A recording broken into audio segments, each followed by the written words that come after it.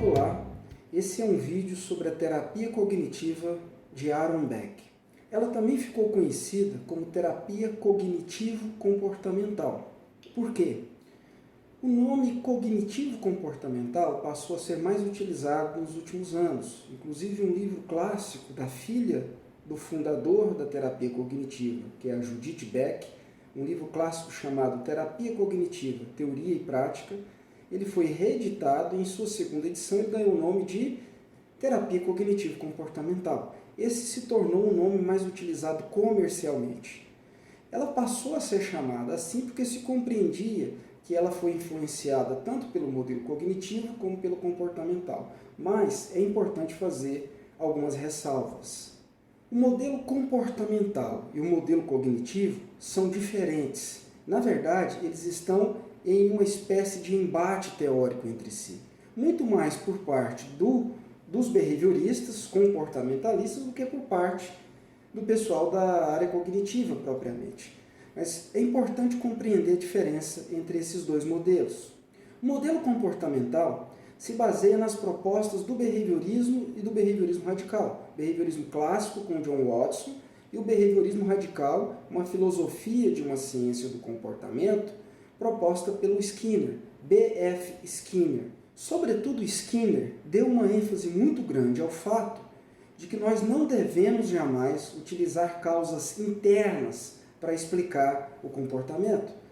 Para o Skinner, o modelo deveria ser: o ambiente dispõe condições para que um determinado comportamento ocorra. Se o comportamento ocorrer, ele vai produzir alterações no ambiente. E, portanto, ele montou um modelo que pode ser conhecido da seguinte forma: você tem um estímulo, uma situação ambiental.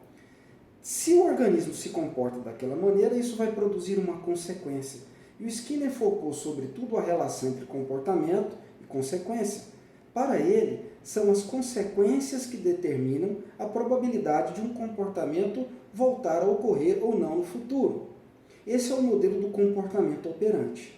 Mesmo no modelo do comportamento respondente ou reflexo, há uma relação direta entre organismo e ambiente. Portanto, para o Skinner, o comportamento deve ser explicado sempre, invariavelmente, a partir de causas ambientais que estão fora, externas ao organismo. O Skinner adotou uma postura radicalmente antimentalista. Ele refutava de forma cabal toda e qualquer explicação que tivesse como base uma causa interna, causas mentais, conceituais, orgânicas. Para ele, essas causas não deveriam ser consideradas como válidas para explicar o comportamento. Na verdade, o que o Skinner dizia era o seguinte: o que acontece dentro do organismo também é comportamento. Aquilo que eu sinto, aquilo que eu penso, aquilo que eu lembro, são comportamentos. E esses comportamentos também são causados por variáveis externas ao meu organismo. Para mudar a forma como eu me sinto, a forma como eu penso, então o que eu tenho que fazer? Eu tenho que alterar o ambiente com o qual eu estou interagindo. Então a mudança vem de fora para dentro. Ele não está negando que há fenômenos internos, mas ele está negando radicalmente causas internas. O modelo cognitivo subverte essa proposta do Skinner, porque ele faz a seguinte pergunta: entre o ambiente e o comportamento, entre o estímulo e a resposta, o que acontece? Normalmente, ao falar do Skinner, se diz isso é uma caixa preta. Mas o modelo cognitivo diz não. Sem levar em consideração, nós temos um modelo limitado. Então, para o modelo cognitivo, para os modelos cognitivos, há algo que deve ser considerado, mas não só considerado, mas no que se dá ênfase, que acontece entre o estímulo e uma resposta. Algo dentro do organismo. Então, passou-se a se dar mais ênfase aos chamados processos cognitivos. Como essa informação sobre o ambiente primeiro é processada, interpretada e utilizada para que o comportamento venha a ser remitido, continue acontecendo, deixe de acontecer. Então, são dois modelos bem diferentes, estão afirmando coisas diferentes. O modelo, a teoria e a terapia cognitiva passou a ser chamada de cognitivo-comportamental, a proposta do Beck especificamente, porque o Beck entendeu que na base da teoria comportamental havia coisas interessantes a serem consideradas, mas sobretudo porque ele passou a utilizar algumas técnicas que eram utilizadas por terapeutas comportamentais também. Mas não confundamos os dois modelos. O modelo da terapia comportamental, o analítico comportamental, suas variações, não vai fazer jamais referência a pensamento, crenças, como causas do comportamento. Já nos modelos cognitivos, e no modelo do Beck, que é um deles, e o mais importante deles, na minha opinião, isso vai ser a base da teoria, e vai ser o elemento central a ser analisado. Vamos falar um pouco sobre o contexto em que nasceu a proposta do Aaron Beck. Primeiro, um contexto que está para além do Beck, que normalmente não é muito relacionado à proposta dele, mas ela está acontecendo dentro desse cenário mais amplo. E, portanto, possíveis influências e prováveis influências não podem ser desconsideradas. Alguns historiadores das ciências modernas consideram que em torno da década de 50, 60, sobretudo, começando um pouco antes disso, aconteceu algo que pode ser considerado uma espécie de revolução cognitiva nas ciências. Não revolução cognitiva no sentido da evolução, do ser humano, como às vezes é citado, mas de como passou-se a dar muita atenção aos chamados processos mentais ou processos cognitivos dentro de várias ciências, desde filosofia da mente, neurociência, psicologia cognitiva, inteligência artificial. Um conjunto de ciências passou a dar ênfase nisso. Um modelo foi mais influente, talvez um dos mais importantes, que é o chamado às vezes de modelo computacional, que utiliza o funcionamento das máquinas modernas, dos computadores, como analogia para se compreender o nosso funcionamento. Como que um computador funciona? Você tem uma parte física dele, o hardware, que vai ser extremamente importante, mas para ele fazer o que ele faz, ele precisa rodar um conjunto de softwares. Então você tem uma parte material física e uma outra que depende dessa, mas que roda para além, não pode ser tocada, não é palpável, não é física, mas que está relacionada a ela. Então essas duas partes atuando em conjunto vão formar o funcionamento da máquina. E nós funcionaríamos analogamente a isso. Então nós temos um hardware, o sistema nervoso, o corpo, o nosso funcionamento físico, e nós temos os softwares que vão funcionar a partir desse hardware, ou dependendo dessa estrutura e utilizando, que são os nossos processos cognitivos. Memória, raciocínio, pensamento. É aí exatamente que acontece o nascimento da chamada psicologia cognitiva. A psicologia cognitiva passou a dar, diferentemente do modelo comportamental, baseado na filosofia do behaviorismo radical, sobretudo, ela passou a dar uma ênfase diferente. Ao invés de focar o ambiente em si, os acontecimentos em si, passou-se a dar uma ênfase muito mais em como as informações sobre isso são processadas. E essas informações são processadas de maneira única por cada indivíduo. Há um conjunto de elementos, tanto de natureza biológica, da carga genética, do modo de funcionar dessa pessoa, funcionamento neuroquímico, como há também um modo muito único dessa pessoa de funcionar a partir dos seus esquemas cognitivos. Agora vamos falar um pouco do próprio Aaron Beck e da proposta dele. O Aaron Beck é um psiquiatra da Universidade da Pensilvânia que está trabalhando na clínica, está atendendo seus pacientes. Final dos anos 50. Começa a aparecer um número significativo de pacientes depressivos. E a partir de que modelo o Aaron Beck trabalhava? O Aaron Beck, nesse momento, trabalhava a partir de uma perspectiva psicanalítica. Ele estava compreendendo a depressão a partir do modelo freudiano, psicanalítico da depressão. O modelo psicanalítico considerava que a depressão era uma espécie de hostilidade, de raiva, autodirecionada para o próprio ego. Então, o indivíduo depressivo, ele apresentava uma grande hostilidade contra si mesmo. O Aaron Beck, com uma formação científica e com uma atitude científica, aquela atitude de olhar para um fenômeno e precisar de evidências para compreender como ele realmente funciona, ele tinha entendido que é necessário testar esse modelo. E ele começou a fazer uma série de estudos clínicos dos seus pacientes para verificar se isso realmente procedia, se esse modelo proposto pela psicanálise se sustentava. E ele começou a perceber o seguinte, analisando os sonhos dos seus pacientes deprimidos. Ao invés de encontrar hostilidade autodirecionada, ele encontrava muito mais desencanto, falta de perspectiva, pessimismo. E ele percebeu que nos sonhos, o padrão que ele encontrava era parecido com a maneira como essas pessoas pensavam quando estavam acordadas. Isso foi chamando a atenção dele. Chamou muito a atenção dele o fato de que ele não estava conseguindo encontrar evidências que atestavam a validade do modelo psicanalítico com o qual ele trabalhava até então. A partir de então, a gente começa a identificar uma série de influências no modelo proposto por ele. Claro, quando o Beck propõe isso, já havia outras propostas em andamento que se distanciavam do modelo comportamental em algum aspecto, e algumas que ainda estavam ligadas ao modelo comportamental, mas que propunham avanços, como, por exemplo, o modelo do Albert Bandura, que é considerado, às vezes, por alguns behavioristas radicais, não mais como um behaviorista, mas como uma espécie de sócio cognitivista, alguma coisa desse tipo.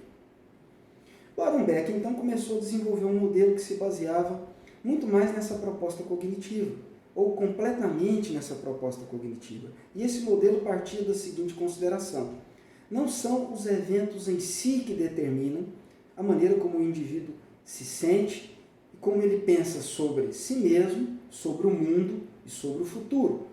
Lembremos que a proposta inicial nasceu focada no tratamento da depressão. Esse foi o ponto de partida do Aaron Beck. E ele começou a perceber o seguinte: bem, se é preciso considerar que essas pessoas estão se mantendo deprimidas pela maneira como elas pensam ou por crenças que elas têm, a partir das quais elas entendem os acontecimentos, então o que eu preciso fazer é ajudá-las a modificar essas crenças. Será que se eu modificar a maneira como uma pessoa pensa sobre ela mesma, sobre o mundo, sobre o futuro, isso vai trazer resultados, mudanças no quadro depressivo dela? Então ele se juntou com outros psiquiatras e terapeutas daquela época.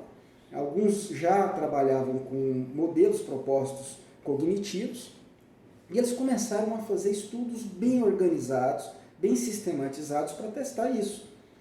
E eles começavam a fazer o seguinte: bem, nós percebemos na prática clínica que os pacientes depressivos, eles enxergam a realidade, a sua própria experiência, a partir de um padrão distorcido de pensamento. Uma pessoa, por exemplo, que tem um desempenho ruim numa prova, ela olha para esse acontecimento específico e fala: eu sou incapaz de aprender, sou burro, por exemplo, usando um termo do senso comum. Esse evento passa a ser considerado como prova para ela mesma daquilo que ela é de forma global. Eu sou incapaz de aprender. Mas ela desconsidera todos os outros êxitos que ela tem em várias áreas da vida, em outras provas, em outras avaliações, até naquela mesma área, talvez, em outros momentos. Mas um fracasso é suficiente para que ela considere que ela não dá conta, de que a partir disso ela vai ser percebida de determinada maneira, ela vai perceber como tendo menos chances no futuro pela frente, e por aí vai. Então o Beck começou a ajudar essas pessoas a fazerem uma avaliação mais realista, mais sóbria, avaliando de forma mais cuidadosa a realidade. Então vamos submeter isso a um teste de realidade? Será que é verdade? Vamos considerar as evidências? Vamos conversar? Me fala, nessa mesma área, estou fazendo aqui uma prova de matemática, me saí muito mal. Eu sempre me saio mal? Se sim, pode ser que você tenha uma dificuldade em matemática, mas você sempre se sai mal em que mais? Avaliando, você pode começar a descobrir que essas pessoas se saem razoavelmente bem em algumas áreas, muito bem em outras, e que na forma de pensar dela, a partir dos esquemas cognitivos, dos padrões de interpretação, de pensamento que ela tem, ela está desconsiderando uma série de evidências fundamentais, reais, e considerando apenas algumas. Então, ela está enxergando a realidade a partir de um viés e ela está distorcendo a percepção dos fatos. Ela chega a uma conclusão categórica: eu não dou conta, eu sou burro, eu sou incapaz, a partir de uma evidência, sem confrontar com um conjunto de evidências mais realistas, ou seja, que são colocadas de maneira objetiva pela realidade de vida dela. Ao fazer isso, ao submeter, ao ajudar essa pessoa a submeter o pensamento dela a uma avaliação mais realista, mais sóbria, o Beck percebeu que havia melhora significativa no quadro depressivo da pessoa. Então eles foram testar isso, fazer o que o pesquisador faz, levantar evidências de forma mais sistemática, organizada, a comparar, a ver se aquilo tinha validade estatística e tal. E aí começou-se a ter, eu acho que foi o primeiro estudo, se não me engano, que se teve de que um tratamento psicoterápico poderia ter o mesmo efeito de um antidepressivo, foi a partir da terapia cognitiva do Beck. Os efeitos que eles conseguiram, os resultados que eles produziram, terapêuticos, de melhora dos pacientes, era comparado ao de uso de um medicamento. Daí se abriu um horizonte de possibilidades. É possível tratar a depressão mesmo em casos em que eu não precise utilizar o medicamento. Veja bem, ele não está excluindo a possibilidade de que alguns tenham que usar o medicamento. Mas o que ele está dizendo é que um tratamento como esse pode tornar, por exemplo, mais viável e mais rápida a possibilidade dessa pessoa não precisar mais do medicamento. Ou, em vários casos, de nem precisar chegar a usar o medicamento. Tendo testado esse modelo, o Aaron Beck foi expandindo essa ideia para o tratamento de outros transtornos. Ele começou a perceber, por exemplo, que para pacientes com transtornos de ansiedade, a lógica era um pouco diferente. Se para o depressivo você submetia essa pessoa a um teste de realidade, a partir da qual isso podia melhorar, por exemplo, a disposição da pessoa para sair do quarto, para se expor um pouco mais à experiência, no caso do ansioso, era preciso incentivar mais isso de imediato, que a pessoa se expusesse às experiências a partir de avaliações mais realistas do real perigo, da real ameaça que ela enxergava nas situações. Por exemplo, uma pessoa ansiosa que precisa apresentar um trabalho na frente da sala de aula.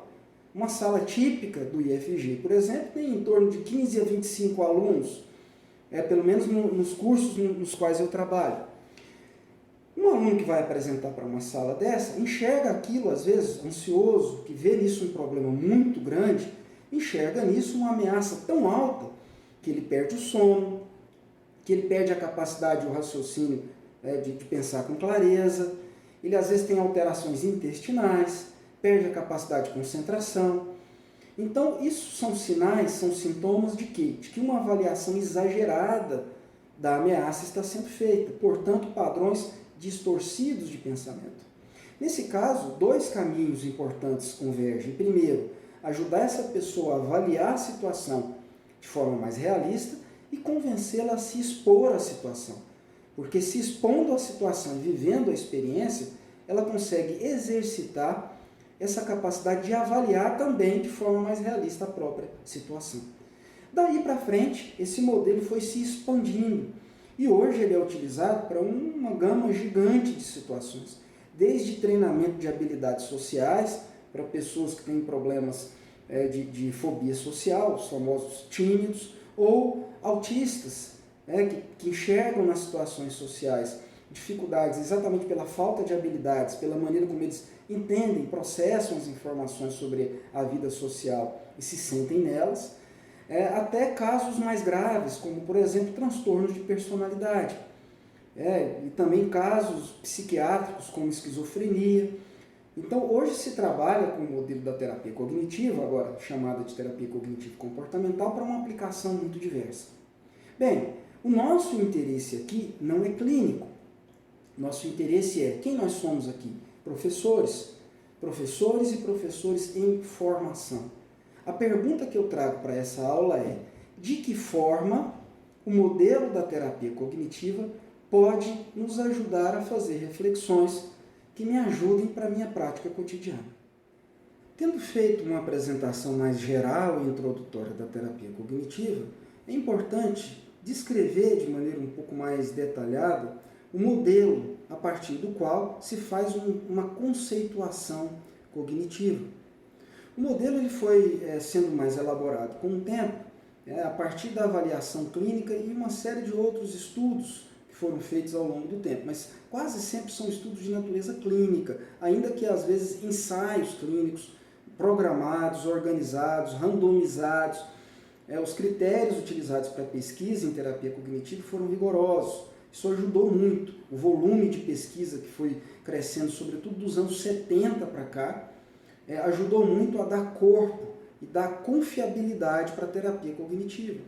Se considerava, até alguns anos atrás, e penso que isso não mudou muito, a terapia cognitiva como um modelo de terapia mais bem sucedido da segunda metade do século XX para cá. O que mais cresceu no mundo, o mais procurado, e um dos que tinha mais relatos publicados de eficácia. Então, o modelo cognitivo pode ser entendido da seguinte maneira. De forma geral, repetindo, não são os acontecimentos em si, mas sim a maneira como uma pessoa entende, interpreta, pensa sobre esses acontecimentos, é que vão determinar a maneira como ela se sente e se comporta.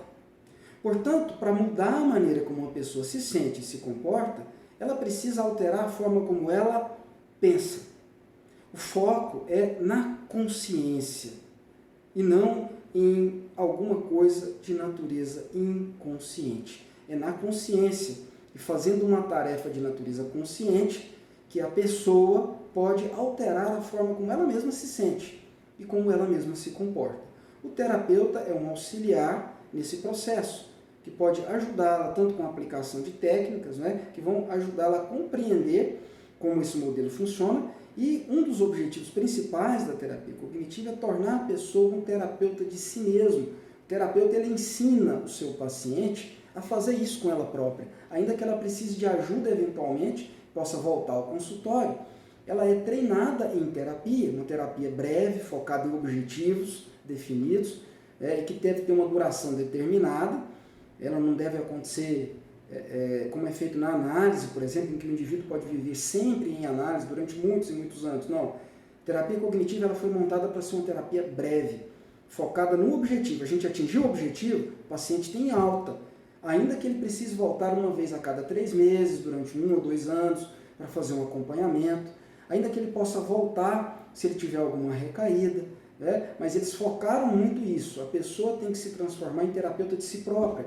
E isso já é em si um ato de prevenção de recaídas. Se ela sabe como ela funciona e sabe como agir dentro desse processo de funcionamento, isso a torna muito mais provavelmente preparada para manter-se saudável.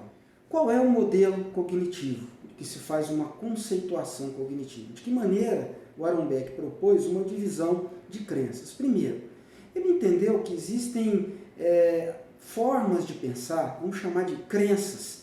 Crenças são afirmações sobre a realidade, por exemplo, amanhã será um dia ruim. Isso é uma crença. Eu ainda não sei como é que vai ser amanhã. Eu estou dizendo isso a partir de informações que eu tenho. Sei lá, amanhã eu preciso tirar sangue. Depois que eu tirar sangue, eu vou pegar uma fila do banco. Depois que eu fizer isso, eu tenho 3 trabalhos para fazer. A pessoa começa a antecipar o que vai acontecer amanhã e ela já começa a se sentir mal hoje. Mas ela não sabe como vai ser amanhã. Então ela olha e ela faz uma afirmação sobre essa realidade. Amanhã será um dia ruim. Isso é uma crença. Algumas dessas crenças são tão profundas, elas vão se estruturando num nível tão profundo e tão sólido, que elas vão se tornando para a pessoa o modo como as coisas realmente são. O mundo é assim, a vida é assim. O exemplo que eu dei antes, eu sou incompetente, ou eu sou burro, para usar um termo do senso comum bem claro. Isso pode se tornar uma coisa tão estruturada, em nível tão profundo, que a pessoa não consegue articular isso nem para ela mesma. Isso se torna um jeito que as coisas são, uma verdade absoluta, na maneira como eu penso sobre mim mesmo, mas que também vai influenciar a forma como eu penso sobre o mundo e sobre o futuro. Se eu sou burro, as pessoas vão me perceber de determinada maneira e as minhas chances, por exemplo, de ter uma carreira acadêmica, profissional, quem sabe de arrumar um parceiro como eu gostaria, uma parceira, na vida, elas vão ser menores do que das pessoas que não são burras. Percebem como essa crença ela vai influenciar toda uma forma de interagir dessa pessoa com o mundo, e de funcionar para si mesmo, de se perceber a si mesmo. Então, crenças que estão nesse nível, ele chamou de crenças centrais. Às vezes aparece na literatura como crenças nucleares. As crenças centrais estão nesse nível mais profundo, elas são mais abrangentes, mais amplas. Elas podem influenciar um conjunto muito grande de outras crenças. Pessoa que acredita que é burra, por exemplo, ela pode desenvolver a crença: eu vou ter dificuldade de estudar, portanto é melhor não entrar na faculdade. Eu vou ter dificuldade de ler, portanto é melhor nem pegar esse livro, só pela capa eu já sei que eu não vou dar conta. Ela pode evitar tentar certas interações. Eu não vou tentar me aproximar daquela menina, daquela mulher, por exemplo, porque ela vai perceber que eu sou burro e não vai ter interesse em mim. Eu não vou tentar esse emprego, que é um pouco melhor do que eu estou acostumado, para ganhar mais, desempenhar uma função que eu acho mais interessante, porque eu sei que eu não vou dar conta.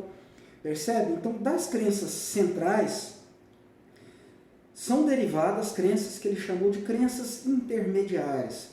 Essas crenças intermediárias, elas se apresentam em formas de atitudes, regras e suposições. A pessoa tem certas atitudes diante da vida, ela faz certas suposições do tipo: se eu fizer isso, então. Ela cria certas regras: não fazer isso porque eu sei que vai dar nisso, e por aí vai. E dessas crenças intermediárias e centrais, nascem pensamentos que são mais relacionados a situações específicas, como, por exemplo, a situação de abrir um livro ou um texto, começar a ler e não dar conta. Ora, eu inúmeras vezes, eu estou na carreira acadêmica desde 1997, já tem alguns anos. Desde o início da minha carreira acadêmica até hoje, não consigo contar quantas vezes abri um texto e nas primeiras tentativas de leitura não entendi nada.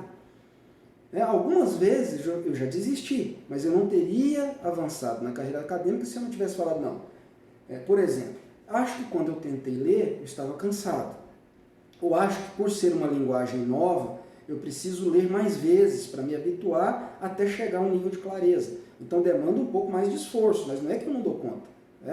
São crenças que vão me favorecer o quê? Tentar de novo, caminhar para frente. Mas se eu penso: não consigo, não adianta. Se eu tentar isso aqui, eu vou fracassar novamente. Isso vai tender a me empurrar em que direção? A ficar travado, ancorado, parado. Então eu não tento. Então há pensamentos automáticos que se direcionam a situações específicas. E eles vão se apresentar nessas situações. Por exemplo, você está dentro de um carro, dentro de um ônibus, indo para o trabalho. De repente você passa por uma pessoa que está lendo, ou alguém no rádio fala sobre um determinado livro. Você está dirigindo, não está tranquilo, não está se sentindo mal, está dentro do nível de alegria normal para enfrentar o dia. De repente vem aquela sensação de tristeza, de mal-estar, dor no peito, melancolia súbita. Em psiquiatria se costuma dizer um estado de disforia, um mal-estar súbito que vem, uma tristeza súbita. O terapeuta cognitivo vai dizer: tenta nessa situação identificar exatamente o que passou na sua cabeça quando você começou a se sentir assim, que você vai encontrar a causa desse mal-estar. Ou seja, provavelmente um pensamento, no caso do exemplo do livro, quando alguém citou o livro, você pensou: puxa vida, gostaria de ser uma pessoa, mas não dou conta, gostaria de ser uma pessoa que lê, que entende. Você classifica isso como um tipo de inteligência admirável, não é? E você fala: eu não consigo me incluir no grupo de pessoas, porque do grupo de pessoas que leem, compreendem, que são inteligentes, porque eu sou burro, sou incapaz de aprender a ler algo mais complexo, por exemplo, ou algo que você gostaria de ler. Então, naquele momento, passou um pensamento pela sua cabeça: não dou conta. Aquele pensamento: esse livro eu não daria conta de ler, olha que pena. E aí vem essa sensação de mal-estar. É algo que às vezes você tem que se esforçar um pouquinho, mas é mais facilmente identificável. Mais facilmente identificável do que crenças intermediárias e muito mais fácil do que crenças centrais. Não é que essas crenças sejam inconscientes, mas elas estão lá há tanto tempo, influenciam uma quantidade de coisas tão grandes, você passa a funcionar de forma tão automática diante de um conjunto de situações tão grande ao longo do seu desenvolvimento, que você já não pensa mais sobre isso.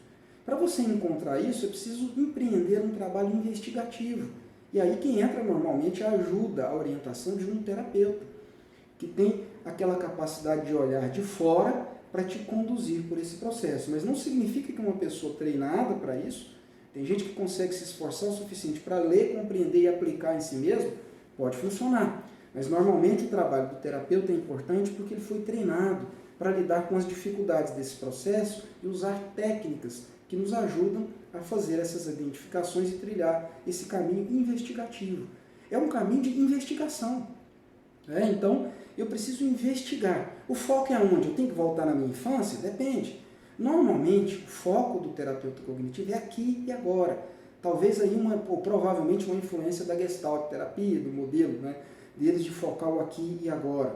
Tá? Mas o modelo dele não é gestáltico, apesar de ter alguma influência, sim, de vários outros modelos de terapia.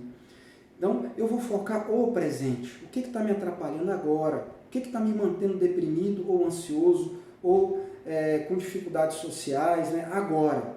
Quando o problema é mais amplo, como por exemplo um transtorno de personalidade, um transtorno que vai se agravando muito, e a pessoa às vezes fica muito obcecada pela ideia de que isso vem do passado, o terapeuta não tem problema em investigar isso. Então pode-se ir lá para tentar compreender como isso apareceu dentro da história de desenvolvimento da pessoa, e às vezes para mudar o pensamento, a crença da pessoa, exatamente sobre a própria história dela, para deixá-la mais focada no presente. Mas normalmente o foco é aqui. Como é que eu estou funcionando agora?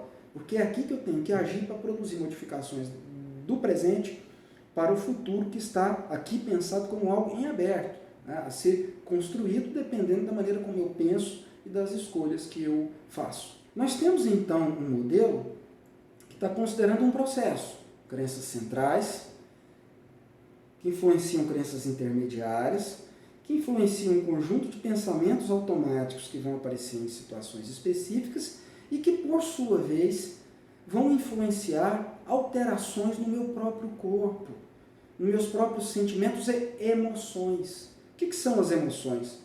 Elas são alterações que eu percebo no meu próprio corpo. Existem trabalhos mostrando que uma pessoa submetida à terapia cognitiva, ou a um processo, às vezes a análise científica, digamos, foi feita com pacientes clínicos, tá? Pacientes mesmo em terapia. Não significa que não tenha o mesmo efeito para pessoas que estão fazendo isso consigo próprias sem o auxílio de um terapeuta. Tem gente que consegue, é mais suscetível a compreender como isso funciona, lendo um livro de autoajuda, qualquer que seja. É muito mais difícil, é muito menos provável, mas é possível. Há pessoas que conseguem. Ou ouvindo uma reflexão feita num ambiente religioso, que vão ajudar a modificar um jeito de pensar e tomar a atitude de mudar certas formas de pensar que vão influenciar, por consequência, o jeito como ela se comporta e se sente. Ou conversando com amigos, ou sendo influenciada por uma forma de pensar nova por alguma outra razão. Mas os estudos publicados foram feitos com pacientes em terapia. E alguns estudos mostraram que essas pessoas em terapia, modificando a forma de pensar, apresentavam modificações significativas na forma como o seu corpo funcionava. Vejam que interessante. Alterar a forma de pensar pode ter, portanto, a partir do modelo e da proposta que se está compreendendo da terapia cognitiva, a forma como até meu corpo funciona. Essa é uma tendência que vem crescendo de alguns anos já. De se entender que essa é uma relação de mão dupla. Não vamos entender a pessoa como tendo uma vida mental, uma vida física, uma vida social. Isso é tudo uma vida só, é uma pessoa só. Então, se alterar, por exemplo, eu tomo um antidepressivo, isso melhora um pouco o meu ambiente interno. Isso me deixa um pouco mais predisposto a interpretar situações e a pensar de forma um pouco menos melancólica, menos negativa. O caminho inverso também acontece. Muda a forma de pensar, muda a própria neuroquímica do meu corpo. Há indícios a respeito disso. A gente tem que tomar cuidado para fazer afirmações muito categóricas e detalhadas sobre o que a gente não examinou com cuidado. Mas o que eu estou dizendo é que as evidências apontam nessa direção até agora. E, portanto, é uma via de mão dupla. Se a gente pode produzir modificações sem precisar tomar medicamento, ou com a perspectiva de retirar um medicamento, por que não? Esse é um dos motivos pelos quais a terapia cognitiva cresceu tanto e fez tanto sucesso até agora. Agora, esse modelo clínico também, como eu já disse, pode ser entendido para compreender o desenvolvimento humano. Dentro da nossa história de vida, vamos pensar a escola, que é o nosso maior interesse, ou as relações com os chamados agentes educacionais. Desde que a gente entra na escola, a gente vive experiências muito intensas nesse ambiente.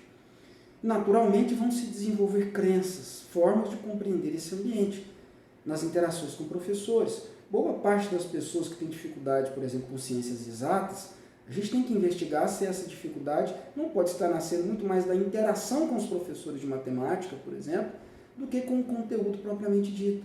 Muito mais com a influência de formas de pensar sobre a dificuldade das ciências exatas na nossa cultura do que com a dificuldade propriamente dita. Eu me lembro que desde criança se dizia, matemática, vixe, que difícil. Então parece que a gente já vem sendo preparado para ter contato com uma coisa que a gente não vai dar conta. Pelo menos eu passei por alguns ambientes assim. E às vezes a habilidade do professor daquela área específica, eu dei matemática como exemplo, porque foi a minha dificuldade, mas pode ser qualquer área. Vejo muita gente, por exemplo, que vê como um bicho de 7 cabeças as disciplinas que envolvem redação, a nossa capacidade de escrita. Então, a gente já desenvolve crenças na relação com aquele ambiente, com aquelas pessoas, com os professores, com as tentativas de executar aquilo.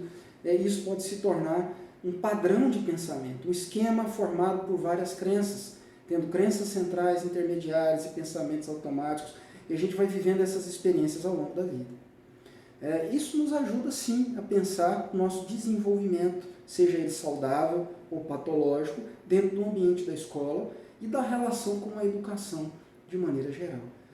A educação ela acontece de uma forma muito fortemente influenciadora de crenças. Isso é importante de ser considerado. Um pouco mais adiante na disciplina, nós vamos estudar uma outra teoria que tem nessa teoria do Beck um modelo de predecessor, uma teoria que também vai considerar esse modelo de que as crenças influenciam as minhas ações, a maneira como eu me sinto. Só que é uma teoria que vai um pouco além, a terapia cognitiva ela é mais pragmática, ela é mais focada na aplicação. E essa outra teoria ela acaba indo muito mais fundo e descrevendo de forma muito mais detalhada esses processos pelos quais as crenças se estruturam, e ela acrescenta novos conceitos, porque essa outra teoria não foi desenvolvida por um terapeuta, um psiquiatra, mas sim por alguém que está envolvido com teoria social, que consegue ter um olhar mais amplo desses processos. O modelo da terapia cognitiva aqui, portanto, apresentado, ele vai nos servir como uma espécie de introdução. Nós vamos voltar ao conceito de crença e a tudo isso quando falarmos de sistema de estruturação de crença socio-interativo um pouquinho mais adiante. É isso. Muito obrigado.